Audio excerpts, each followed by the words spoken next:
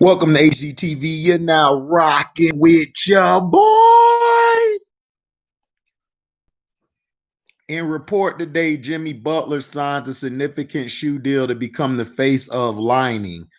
Miami Heat.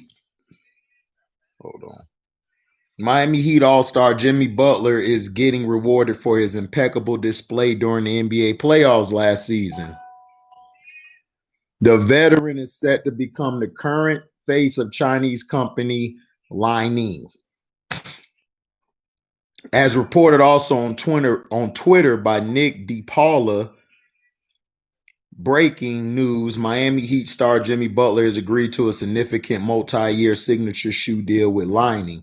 Butler will become the current face of the brand, which also has a lifetime deal with Heat icon at Dwayne Wade. Now, Butler, who is 31, continues to follow in the footsteps of Heat legend Dwayne Wade. Wade, who played in the NBA for 16 years, represented Lining. For the last few years of his career. The three-time champion's relationship with Lining began in 2012. Now, Butler is tasked with carrying the torch. Last season, Butler led the Heat to the 2020 NBA Finals. Although the Heat lost to the Los Angeles Lakers in 6 games, they put up an amazing fight. Over the course of the postseason, Butler averaged 22.2 points, 6.5 rebounds, and 6 assists per contest. And that's cool, man. You know, that's a great deal for Jimmy Butler, a guy who came from being homeless, a guy who was always counted against. Everyone always said he couldn't do something, and he's proven everybody wrong. He's showing everybody that, look, he's showing everybody, I'm that guy. You know, he's showing everybody, look, man, I'm here. I want to win. I want to do things basically to expand my career. And I believe he's going to go down one of these days as one of the greatest players we've seen play, especially in this era. He's one of the last guys we've seen. Basically, we've never seen a player who's as solid as him, who has the intangibles, who wants to win, who fights for everything, who wants the ball in his hands at the end of games, who can make his team better. And see, that's the key thing. He wanted to make his team better. Not only does he make his team better, he shows that every time he's on the court, his team, he raises their level of play. And he was one of the few leaders during the bubble. What he did was he bought little goals for all of his teammates. So during this time they were sitting down or they weren't able to practice, he helped those guys elevate by mentally getting them prepared for the bubble, helping them to be stronger, work on their body. He's always been very vocal. He's always wanted to win. And that's the mindset that you need from him. What's up, Steve, man? Salute, Steve. Salute to you, my brother. Jimmy Butler is, I've always said this. Now, my brother cracking AMG, shout out to him. He basically was, out of all of us, he's the one who foreseen Jimmy Butler being this great. He knew Jimmy would be good. He knew from watching him in Chicago how tough he was, how he battled with guys. He saw something in him. And then as I started watching him, as his career started going, you know, he showed a lot of promise. And a lot of people don't understand is that Jimmy Butler came from a tough background where he was homeless. He didn't have any parents. His mother threw him out at a young age. And then he had to basically navigate his way through. His foster parents took him in to help him. He went to Marquette. He learned how to play the game. He learned from Dwayne Wade. He learned from the Kobe's. He learned from others to get better. He had a chance to go join Kawhi, but he didn't want to join Kawhi. He basically was like, look, man, I want to beat you. I want to be the main guy. I want to be the best guy. Oh, Steve, I'm gonna do a StreamYard tomorrow. Tomorrow because I'm finna watch the fight tonight. I'm gonna do a StreamYard tomorrow. Tomorrow we're going to do a stream yard. So make sure you come in, man. We're gonna talk about just gonna talk about different things on what's going on in the world and just some other stuff, so make sure you come by tomorrow. But Jimmy Butler is showing you how you're supposed to do it. He's showing you the right way how to do it. He's going with this company, even though it's not a big name company. It's not like Nike or it's like Adidas or all the major companies that we would know. He's signing with somebody where he probably could get equity. Yeah, Steve, come by tomorrow. We're gonna have a stream yard. Just come in. You're gonna be able to speak, do your thing. So Jimmy Butler is what everybody should look up to. He's a guy who came from really absolutely nothing. He had nothing, and he had to work his way out. What's up, Terrell?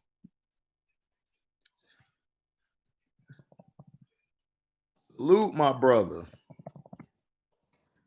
Yeah, man. Jimmy, I'm proud of Jimmy. I'm very proud of Jimmy, man. This is great news from Jimmy because we just want to see him. What's up, Mr. V? Salute, my brother. This is really big for him, man. I'm proud of Jimmy, man. Jimmy, people don't understand. Jimmy is a hard worker. Make sure you guys hit the like button when you get the chance. Man, Jimmy has been very he's come through nothing. He's done everything the right way. He continues to play the game right. He got that Miami team. He kept them focused. He showed his leadership and he got rid of that bad rap. All everyone used to talk about, oh, he's a bad teammate. He alienates teammates. Well, he didn't. The problem is when you put a pit bull in a kettle with nothing but poodles, he's going to eat them alive. You're just going to get ate alive. And that's the same thing we've seen through a lot of people. Yeah. Yeah, Terrell, he went from bench warmer to superstar and he stayed humble. He continued striving and he did what he did. Mr. V, that's a lie. He did not chase D Rose out, man. Look, if you're going to come with something, come with facts, my brother. He did not chase D Rose out. D Rose got hurt and he kept getting hurt. So what they did, they moved on from him like they used to do all the players in the past. He never drove D Rose out. He wanted to play with D Rose. The problem is D Rose did not take care of himself health-wise. And that's the reason why he's not there no more. And Jimmy Butler, not only that, he tried to help D Rose get back. They were not beefing, Mr. V. Stop watching and listening to all these media people. Do your own research. There's other stuff out there that shows you what happened. He did not drive no D Rose out of Chicago. Are you crazy? If D Rose wasn't getting hurt and he stayed in shape and did what he was supposed to do, you think they would have picked Jimmy Butler over D Rose? Are you crazy? Stop it. Now, Jimmy Butler went to Minnesota. Tom Thibodeau put him in there to get those guys up, to get them to play. He basically got them playing the game the right way. Tom Thibodeau basically wanted him there because he showed a heart of a champion, something that Big Cat didn't show, something that Wiggins didn't show. And we see now in the long run that Minnesota made the bad choice in keeping Cat and keeping Wiggins, who are two softies, who are basically two overprivileged kids who had a spoon in their mouth their whole life, and they haven't did anything with their career. So when he was able to go to Philly, that also showed you that Ben Simmons I kept telling people, Ben Simmons is overrated. I've been telling people Ben Simmons has been overrated for his whole career. And when he went there, it actually showed that Ben Simmons, he was weak. Ben Simmons showed that he's scared to shoot. He showed that he didn't want to be led. He showed that he didn't have the fortitude or the will to even want to be that guy. Now, when he went to Miami, this was a fresh start for him. They were able to trade and bring Jay Crowder in to bring Andre Iguodala in, and those pieces going to fit. Now they signed they basically signed what's his name? Avery Bradley to a 2-year deal.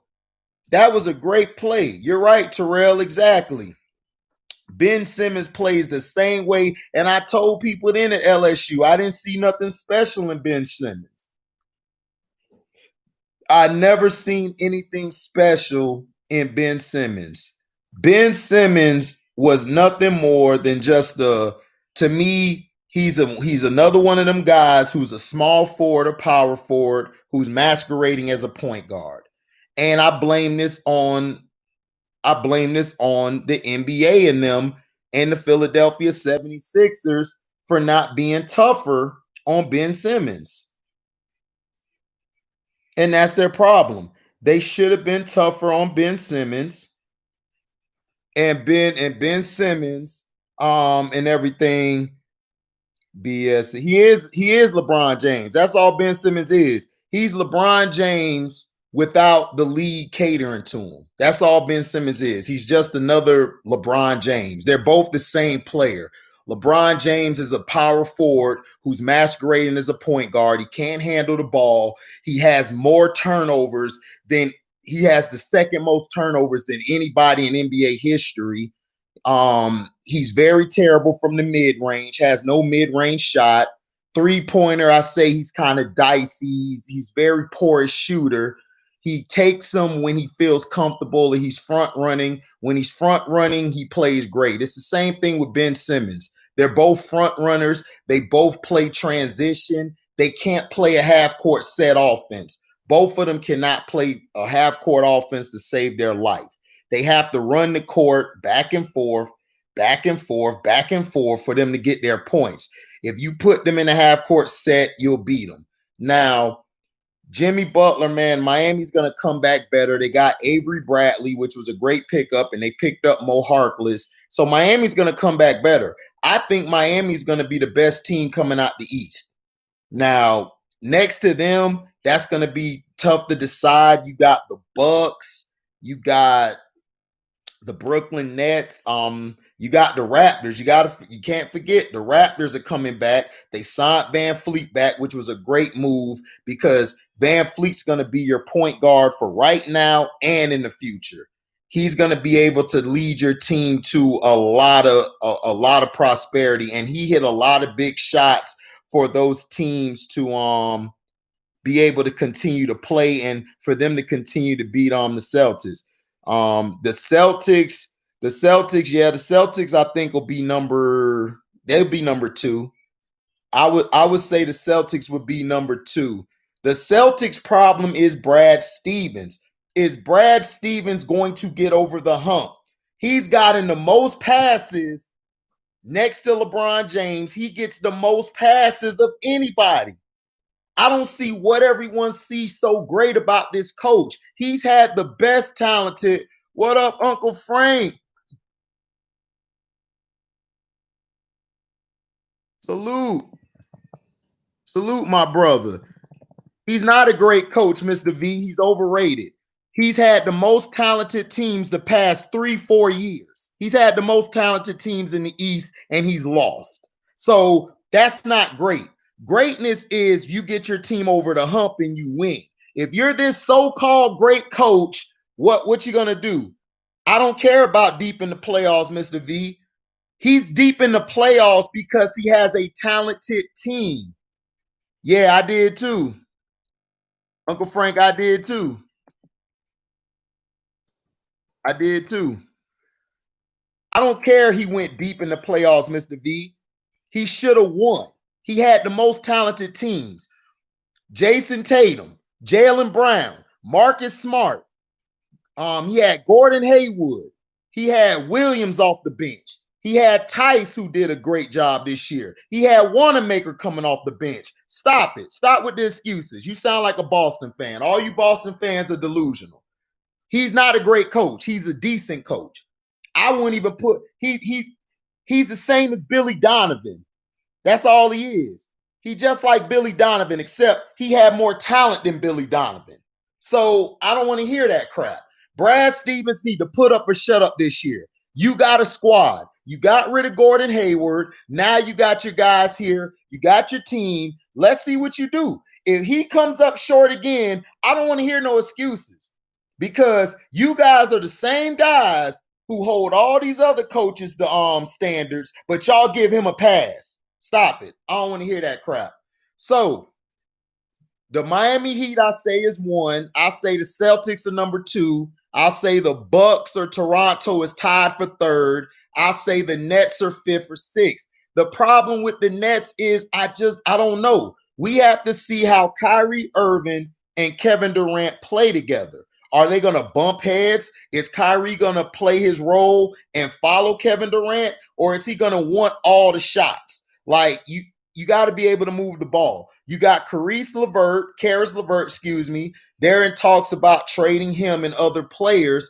They re-signed Joe Harris. They re-signed Tyler Johnson as well. That was a good pick. The re-signed Tyler Johnson. Tyler Johnson is a solid player coming off the bench. You need to make sure your bench is strong. If your bench isn't strong, you're not going to win. It's just simple facts. You're not going to win at all. So, nah, that's a bad move. If they get Harden, I'm knocking the Nets down to 6 or 7, because that's not going to work. Harden and Kyrie do the same thing. They basically get the ball. They basically dribble, do what they do. Now, if Harden is willing to say, look, I'm going to be the third wheel. You and Kyrie, this y'all team. I'm just here to help. Then the Nets will be my number 3 or 2 in the East, if he's willing to do that. But if Harden or Kyrie is not willing to take a back seat or be the facilitator or work with the other pieces, I can't help you. They're going to be my 5th or 6th. Toronto, we got to see what Pascal Siakam do. He laid an egg in the bubble. So we got to see what he does this year. He might come back and be improved. We got to see what Van Fleet does. Van Fleet basically, Harden will come off the bench and leave. I mean, if he does that, Mr. V, then I'm with you. The Nets will be number 2 or 1 with the Celtics. But right now, I got the Heat, the Celtics, and the Bucks over them. And I might have Toronto over them because Toronto's played together longer. But if Mr. V, you'll be right. If Harden comes off the bench, I will agree with you. They will be a tough team to beat if Harden plays that role. But I just don't see Harden doing that. He's getting paid way too much money, and he's been a star for like what? Forever. So we're going to see. But if he does that, that'll be cool. Now, the Celtics, they got to put up. Now, Toronto, we went from Toronto to Heat. Now, the Bucks. The Bucks, this is what's going to be tricky. Chris Middleton, as the number 2 option, he got to decide. I got to play in the big games. I got to make the shots. I got to hit the big shots when it's time for me to hit the big shots. I got to be that guy. I got to be that guy to help Giannis. Giannis has to improve on consistently playing in the second, how do I say? Bucks just got Bobby. Oh, they just got Bobby Portis, Uncle Frank? Then that's a great pickup because Bobby Portis is going to stretch the floor and Bobby Portis can play in the post. He also could get rebounds, and he also can he can hit. He also can set picks well, come off the pick and get the pick and pop going. That'll be a great move for them. And he's tougher. He's a little tougher than Brook Lopez to me. He's a little tougher. He got some dog in him. So Middleton Terrell is a role player. That's what Middleton has to do. Play your role. Drew Holiday, play your role. I don't need Drew Holiday trying to shoot unnecessary shots because in New Orleans, he was shooting some dumb shots. All I need him to do is shoot when he needs to shoot, play defense. That's it. Giannis has to learn, to me, he has to continue to grow. Giannis, people got to remember, he's not from America. The game, he didn't go to college. He didn't have coaches who coached the NBA around him. So he has to learn. So he has to learn how to play in the half court set. And exactly, Uncle Frank, that's all Middleton is. He's just another Paul George. That's it. He's just another Paul George. He's another Paul George. He has trouble and everything in the clutch situations. Now, last year, he hit some shots, you know what I'm saying? He hit some nice shots and everything, but he really just faded late. And the thing is, Chris Middleton is a good defender. He's good on the defense. When he's on, he's on. But Middleton he can't disappear when you need him. And that's what happened with the Clippers. Paul George was disappearing too much in the playoffs. Too much. In that Nuggets series, Paul George played scared the whole series. So what Middleton needs to do is he got to be tougher. He gotta know his role. He gotta play at the end. He gotta hit the shots when it's time for him to hit the shots. He got to. He gotta hit these shots. He can't be playing scared all the time and everything. He has to hit these shots. He has to hit them, and he has to make sure he stays consistent hitting these shots. If he doesn't, they're gonna be in trouble. They're gonna be in trouble. Because Giannis, what they're going to do is they're going to basically clog the lane. When they clog the lane, then it's going to be tough for him to get to that next level. He's going to have to be able to hit that shot consistently. He got to be able to force them to respect him. If they start respecting Giannis from the three, it's over. It's over. The Bucks could win the East. But until then, they're going to continue getting to the semis or getting to the third round and flaming out. It just is what it is. It's not trying to be harsh. It's just being honest. It's just being honest. You got to play a little better, man. You know what I'm saying? And I need him to step up. Now we basically got, who else we got in the East who's gonna be looking tough.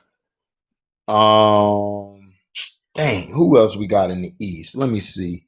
Let me look at the Eastern Conference real quick. All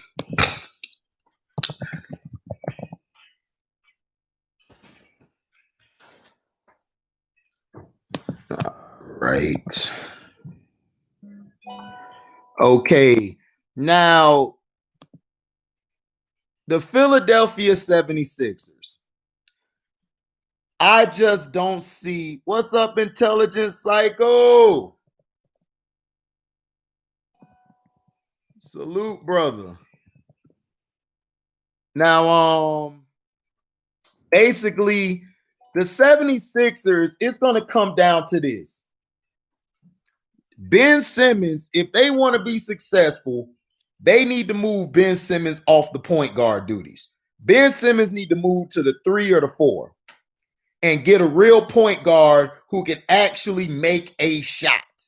Make a shot. That's what we need. Philly needs a point guard and a backup point guard. Joel Embiid, to me, is lazy. He's always been lazy. He has the talent, and can he stay healthy? His problem is he can't stay healthy. So that's going to be a question mark. Ben Simmons, can you finally shoot? Are you going to shoot? I don't believe he is. I believe you trade him. I believe Harden would fit with Joel Embiid. He'll fit more there than he would in Brooklyn. I would love, exactly, Terrell. I would love James Harden there. Now, if you can't get James Harden there, you're not going to trade for him. You need to move Ben Simmons to the 4 or the 3. If you move him to those, he'll be fine. And he needs to work on his footwork. Ben's footwork is not that good. He's not that good. Exactly, Uncle Frank. Ben doesn't have the berries to shoot. Exactly. He can't shoot. He can't shoot at all. And it's like, dude, just take the shot. Just take the shot. If you take the shot, you'll be straight. You will be fine. But he's scared to take the shot, and I don't understand why. You've been in the league this long. You got to take it. What's up, dude? Little? What's up, my brother? Salute. So he basically has to learn how to shoot the ball. Not only shoot the ball, he got to do other things. He got to learn how to work on his footwork. He has to continue to be that. He has to continue to learn to be better. He has to be better. He has to be a lot better. He has to learn how to shoot this dang ball. If Ben Simmons shot the ball, this team would be a tough team to beat. They would be a tough team to beat. They would. But he don't want to shoot the ball for some odd reason, and I don't know why. I have no idea why. So, that to me is the problem. That's the problem with the Sixers, and I just don't feel the Sixers are going to be a threat. I just don't. I see the Sixers being the 6th, 7th seed. I don't really see them doing anything. And then also, like, how is Doc going to help them? Doc, we seen Doc. Doc doesn't have any real good rotations. Right, Mr. V, they do. They need to. They don't. Doc's problem, even when he coached my Orlando Magic, he made them, he kept on running some bad rotations, especially in the clutch. I need to see what he does with his rotations. Is his rotations going to be good? Defensively, how are you going to set these guys up? How are you going to put these guys in position to make the plays? That's the question. Can he help Joel and Ben coexist? We saw last year Montrez and Paul George, they didn't coexist. Can he do something to help that? I don't know. To me, if you get rid of one of them, Ben or Joel, you'll be fine. I would get rid of Ben. I would keep Joel, and I would put a point guard there, and I would put some other pieces around them. But hey, they want to try to keep both of them. So, you know what I'm saying? How was your reaction when LeBron made that game 2 versus Orlando? I was happy for him when he made the shot, Doolittle. But I won money that series because I knew my Magic would win. We gave them problems during the whole season. And we gave the Lakers problems. We would have beat the Lakers that year, but Stan Van Dummy brought Jameer Nelson back after he didn't play for like 6 months. So that messed everything up. Then he cut Rafer Alston. He cut Rafer Alston minutes down, which killed us because Rafer Alston had the offense moving. Then you would bring Anthony Johnson in. Anthony Johnson was killing the Cavs. He was killing y'all. It was hard for them to stop that second unit we had. Exactly. Doc Rivers played, through the second half of the NBA Finals in 2010. Exactly how he did it. Exactly, Uncle Frank. Rafer was killing, and he cut his minutes. He cut Johnson's minutes. Hedo Turkoglu, he messed it up. He messed the rotation up, and that's why we lost. Yeah, Terrell, but Dwight Howard was a bum. I never liked the Dwight Howard. Dwight Howard never had an offensive game. Defensively, he was good, but at times Dwight Howard was lazy. He relied on just athleticism and his strength. That's all he relied on. He never worked on his game. And now we see he still hasn't worked on his game. His offense is trash. Doolittle, Magic, we've always had underrated teams. The problem is we never can close. and we've had bad coaches. Our coaches, Brian Hill sucked. Stan Van Gundy sucked. Now we got Steve Clifford. I'm hoping Steve Clifford can do something. We picked up Cole Anthony, Greg Anthony's son. I think he'll be decent with Markelle Fultz. And then we got Enos back, which we needed. We need to just get rid of Fournier. Once we get rid of Fournier, we straight. Because I believe, and then Isaac, we got to get him back healthy. And we need to trade Gordon too. We got to trade Gordon and we got to trade Fournier. Exactly, Marlon. What's up, Marlon Amos? Salute. So basically, the Sixers, to me, I just don't see them being a threat. Now, let's see. Who do we got? We talked about the Celtics. We talked about the Raptors. We talked about the Heat. We talked about the Bucks. We talked about the Sixers. The Pacers, like, what do we feel about the Pacers? I mean, the Pacers are getting rid of everybody. So I think they're not going to be that good. Yeah, we talked about the Nets. Now the Charlotte Hornets, they basically picked up Gordon Hayward. What's up, C-Pen, for the win? Salute. Now, yeah, the Pacers, yeah, Terrell, I feel that way too.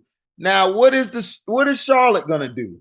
Is Charlotte gonna be a tough team? Is Gordon Hayward gonna help them get to the playoffs?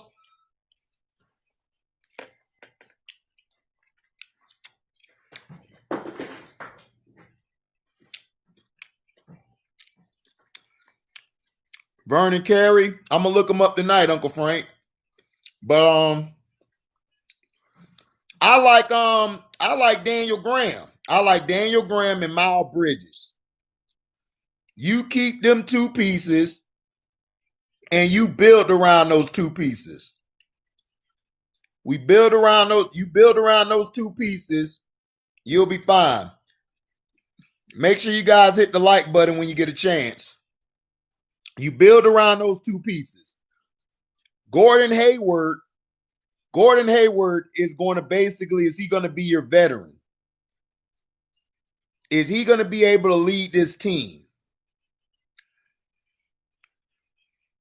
Terry Rozier needs to be traded today if you want this to work. Because Daniel Graham showed last year that he can lead that team. He can lead the offense, and he's an underrated defender as well to be his size. Rozier got to go because you got to open it up for your other pieces. Charlotte, I believe they'll be good. Can they make the playoffs this year? They probably can, but everything has to fall in line. Gordon Hayward basically has to click with the young talent. Can he groom that young talent in big games when they need to win to get to the playoffs? I don't know, man. It's looking tough. Also in news too, LeBron's son Bronny, Duke is looking to holler at him. Duke wants to let me see. I got it right here. Which I hope he be able to go, and I hope that that weed thing when he got caught smoking marijuana, I hope that doesn't hurt him too bad. Hold on, I got it right here. Yeah. Duke is recruiting Bronny, and basically they're looking to go after him. And they're talking about they want to that he has a chance to still grow. He could easily go from 6'2" to 6'7". And they're thinking that Duke could be a good place for him. Now, Bronny has to not, he can't smoke marijuana, man. If you want to be great, you want to be good. I haven't really watched Bronny. I've seen some clips of him. I mean, to me, he needs a lot of improvement on his game. But Bronny has to learn, look, you can't be smoking marijuana. You can't be drinking. You can't be chilling with these Instagram thoughts. Ja Morant, if y'all heard what Ja Morant said, I ain't got time for these hoes. I got to play. He's focused on basketball. That's what Bronny has to be focused on. You have to focus on your game. You can't, we know LeBron made Coach K do that. Oh, yeah, for sure, Mr. V. We know that. So Bronny has to learn. Bronny is low-key trash. Yeah, Uncle Frank, you've been saying that. C-Pen, Bronny is nowhere near the best player on this team. I've been hearing that too, C-Pen and Uncle Frank. I've been hearing he's not that good. I've heard that the younger brother is going to be better than him. I heard the younger brother going to be a beast. I heard he going to be better. And he more sound from a lot of people. Right, exactly, Terrell Hubbard. No smoke, drink, hoes, bad crowds, etc. You can't be around none of that. Intelligence cycle. Yeah, since Brick Wall Hayward got a $30 million guarantee money from Jordan, it's just like Too Raw for TV say in his thumbnail. Jordan has a gambling problem. Doolittle just said that too. Doolittle said that Michael got a gambling problem.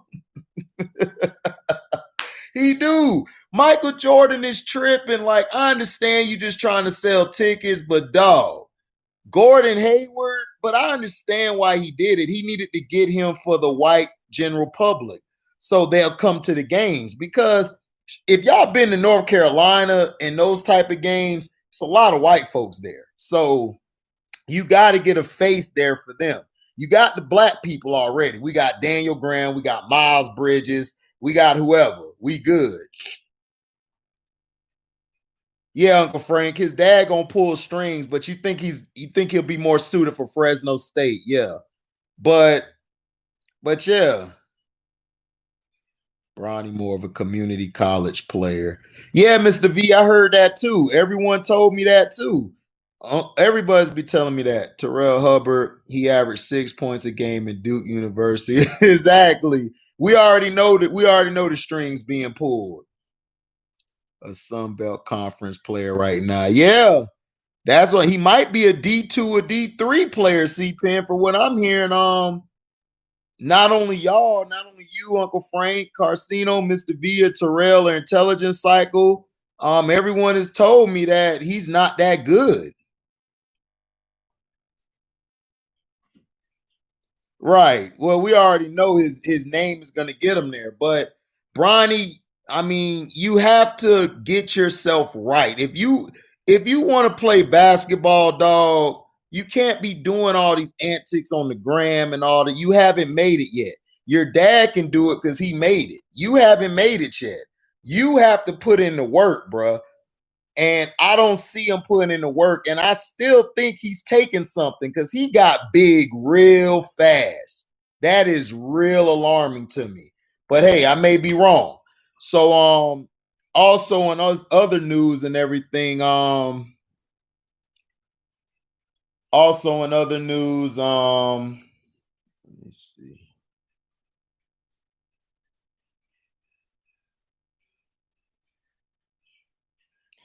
Also, in other news, Larry Johnson will become Ohio State's football's first black head coach, and that's a big deal. Though even on an interim basis, this carries an important message in 2020.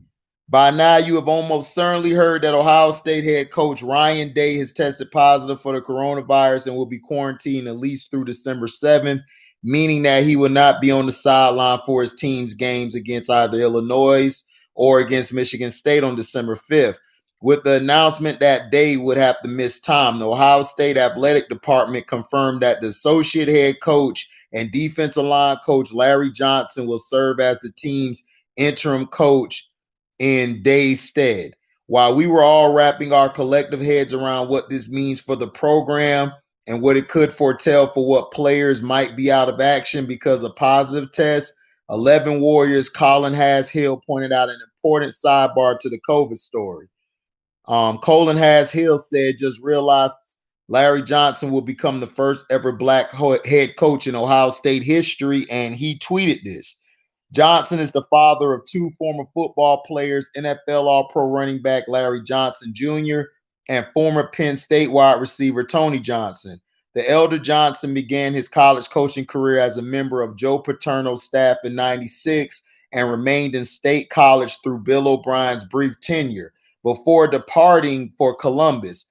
Current Penn State University coach James Franklin offered Johnson the opportunity to remain on staff in Happy Valley, but after having been passed over for the head coaching job multiple times, Johnson was ready to move on. He joined Urban Meyer's staff in Columbus in 2014 and has continued to be one of the best D-line coaches and recruiters in college football.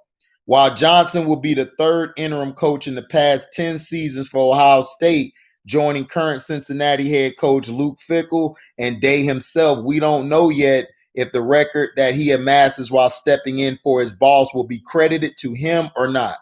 When Day took over for Meyer during the latter's 3-game suspension to start the 2018 season, the wins against Oregon State, Rutgers, and TCU were assigned to Day's career totals. But this is substantively the different situation. Meyer was not allowed to interact with his team at all during his suspension, but health allowing, Day will be able to work with his staff and players remotely during his minimum 10-day quarantine. He can't physically be at practice or on the sideline, but he can do almost everything else, work on game plans, virtually sit in on meetings, talk to players and coaches one-on-one, and more. Of course, I don't know that whether or not Johnson gets credit for any wins that he oversees is all that important in the grand scheme of season or even his career, but for at least symbolic reasons, I think that his selection to run the team during this uncertain time has immense value. So basically, we got a first black coach and everything at Ohio State. Salute to Larry Johnson. I don't know that much about him, but for Ohio State to achieve that is very good news. We need more black head coaches. To me, the NFL needs more coaches. So does the NBA. The NBA and the NFL are really slacking with this black head coaching hiring, especially in the NFL. It's just a joke. Black head coaches are a joke. So in college, this will be good. We need more. We need as much black coaches as we can get. So the players, but this is the thing. The players in the professional league and the rankings, they have the power to bring these guys in. They have the power to have these coaches on board. Why aren't they talking to the general managers? Why aren't they talking to the teams to bring more black head coaches on? It's like a joke right now. It's like if you a black coach, you're basically getting passed over. You might as well just go to Little League or something or high school and coach. But we need him to be successful, and we need Deion Sanders at Jackson State to be successful. It is a joke, Mr. V, a big joke. We need him to be successful. We need Deion Sanders to be successful at Jackson State. We need him to be successful there. Herm Edwards is already being successful out in Arizona State. He got them boys playing. So we need more black coaches.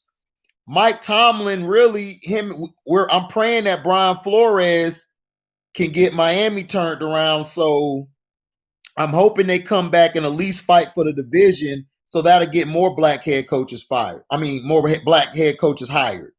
The coach out in the Chargers, the coach out in the Chargers, basically Anthony Wynn, I know he's going after this year. They're going to get rid of brother, man. But it's not his fault. He has a young team. He has a young quarterback, and they got to learn how to close. Terrell Hubbard, primetime baby. Let's get it, Larry Johnson. Mr. V said it is a joke. Exactly. Mr. V also said that had Black Lives Matter on the court, but black coaches getting passed up left and right. Exactly, Mr. V. And if you saw my video, Mr. V, I didn't believe in all that crap. To me, that was just a dog and pony show. Uncle Frank, as a black coach, you're just there to fulfill the diversity quota. Exactly, Uncle Frank. Mr. V and Uncle Frank said the best lines here. Mr. V said they had Black Lives Matter on the court, but black coaches getting passed up left and right. Exactly. To me, Black Lives Matter was just something that was just a hoax. Black Lives Matter was just put out there to keep the Negroes calm. Like, look what we're doing. We got Black Lives Matter now, so Negroes be calm. And then Uncle Frank said it best. As a black coach, you're just there to fulfill the diversity quota. Exactly. That's all it is. That's all we're looking for. It's like you going to your job and you go to a job that's just all white guys there, all white men or white women. They just hire you to be like, okay, you the token nigga, so we're going to bring you on. You're good to go. What's up? Who did it? Who did it? Made it. Salute, brother. Exactly. Pacifier or the token nigga. That's all we are as coaches. That's all we're looked at. Make sure you guys hit the like button when you get a chance. So that's what I don't understand. It should not take this long, especially in NFL, for them to get a black exec. They got the black exec at the Washington football team, and then they hired another black exec. Why is it taking that long? It's a travesty. Ozzy, for the Baltimore Ravens, he has shown you over time. He won 2 Super Bowls under his lineage, under his watch, under his team building.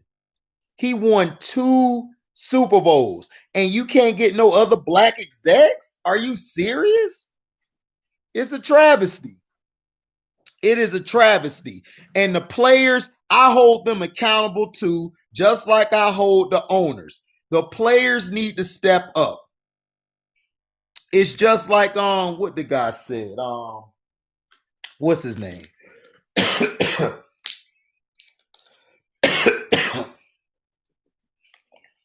Trying to think. What's his name? Byron Scott. Byron Scott said it best. These players have got to speak up for these coaches to get one. Exactly, C-Pen. The hiring process in these front office is a bunch of BS. Right. And they be recycling the same white trash coaches. Adam Gase sucked in Miami, but had a job waiting for him in New York. Matt Patricia, he been so trash. They fired Jim Caldwell after he got to the playoffs, and he just had one bad season, but they still finished over 500. They let him go. But Matt Patricia can sit up there and stink it up. It's a joke. It's a straight joke how they treat us. But yet, the players have got to step up. The players have got to say something. Byron Scott, former LA Laker guard, former coach as well for New Orleans, for the Nets, and for the Lakers. He got his job because Kobe vouched for him to get his job. Kobe wanted him to get the job. And then they got rid of him after that season and brought Luke Salt. They brought Luke Walton in. His sorry behind. He was so trash. And then when he got fired, he was able to go get a job in Sacramento. And he's making that team look worse. He already beefing with one of his star players, Buddy Hield. Buddy Hield ready to punch him in the mouth. Ready to knock him out. It's a shame, man. It's just a shame how the brothers are getting treated, man. It's a shame. This is a joke.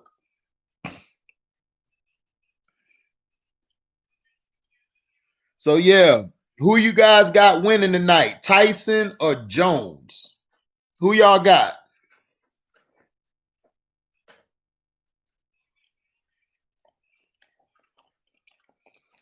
I got Tyson.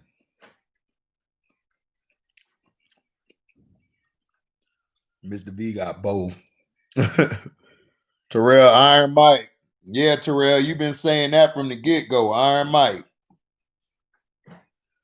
Who did it? I bought the fight. So I'm finna be watching it.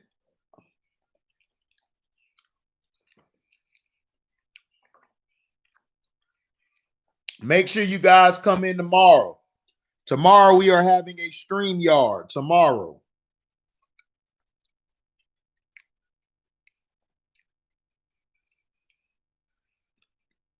You know what, Mr. V? Even though we disagree, I agree with you on that. That's how I see it. That's how I see it, Mr. V. C-Pen, Tyson in 2. Ooh, you saying Tyson in 2. Okay. Soon the bell ring, Mike knockout, Roy Jones fight is over. Okay, Terrell saying knockout. Oh, man. Well, I got Tyson.